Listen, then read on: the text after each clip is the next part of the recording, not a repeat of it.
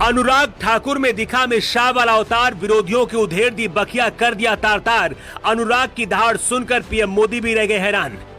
युद्धों की धरती से अनुराग ठाकुर का बड़ा संदेश, पीएम मोदी ने बेची चाय तो कांग्रेस ने बेचा देश। रॉबर्ट वाड्रा पर भी गुस्से से आग बबूला हो गए अनुराग ठाकुर। 2024 से पहले बीजेपी की हुंकार, विपक्षी एकता पर लगातार प्रहार। शाह की रणनीति से कैसे होगा 300 का आंकड़ा पार, अभी से टूटने लगे हैं विपक्ष के पांव।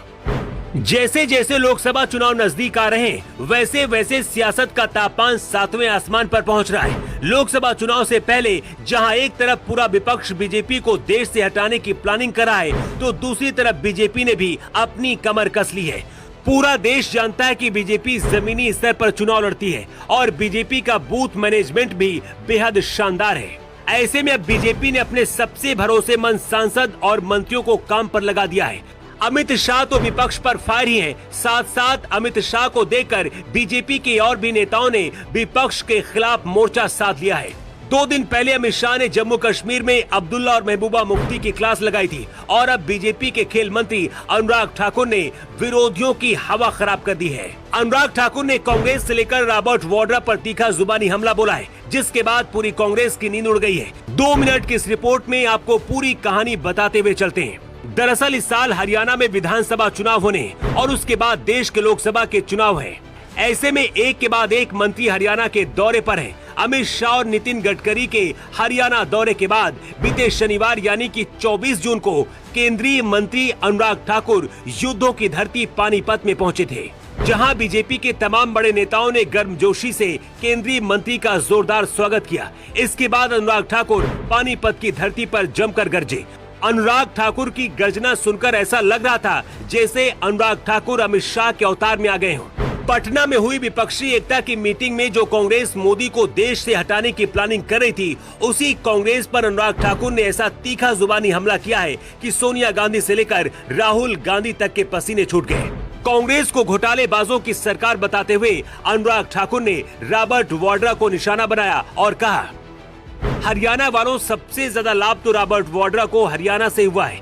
पिछली सरकार ने कांग्रेस के जीजाजी को बंटर बाट करने में कोई कोर कसर नहीं छोड़ी। पिछली सरकार ने नेशनल हेराल्ड में भी घोटाला करने में कोई कसर नहीं छोड़ी। इसी का नतीजा है राहुल गांधी और सोनिया गांधी जेल से बेल पर बाहर हैं। अनुराग ठाकुर आज फुल मूड में थे। उनके भाषण का एक एक शब्द विपक्ष के सीने के आर पार हो रहा था। पटना में हुई विपक्षी एकता की मीटिंग को लेकर भी अनुराग ठाकुर ने पूरे विपक्ष की बखिया उधेड़ दी। विपक्षी एकता की मीटिंग पर तंज कसते हुए उन्होंने कहा, रंगमंच सज चुका है, नाटक मंडली एकत्रित हो चुकी है। पूरा विपक्ष कैसे उस मंच पर एकत्रित हो गए जहां ममता बनर्जी कांग्रेस को कहती है बंगाल छोड़ दो, अखिलेश कहते यूपी छोड़ दो, लालू नीतीश कहते बिहार छोड़ दो, तो कांग्रेस क्या गठबंधन में कुर्सियां लगाने के लिए रह जाएगी? अनुराग ठाकुर यही नहीं रुके, इसके आगे वो और भी आक्रामक अंदाज में दहाड़ते हुए बोले। भ्रष्टाचार के आरोपों से घिरे हुए नेता बैठक में शामिल हुए और एकजुटता की बात कर रहे हैं, लेकिन मीटिंग खत्म होने तक भी एकजुट नहीं हो पाते।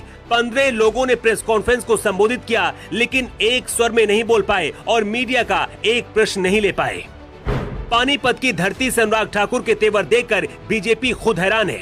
इससे पहले अनुराग ठाकुर को ऐसे आक्रामक अंदाज में नहीं देखा गया था। मोदी सरकार के 9 साल पूरे होने पर अनुराग ठाकुर ने कहा, मोदी सरकार में वो काम हुआ है जो कभी किसी ने नहीं सोचा था। जो कहते थे धारा 370 नहीं हटेगी, उसको हटा दिया गया है और जम्मू कश्मीर को भारत का भिन्न अंग बना दिया गया है। कभी किसी ने सोचा नहीं था कि देश में राम मंदिर बन पाएगा। वो राम मंदिर बनाकर मोदी सरकार ने दिखा दिया है।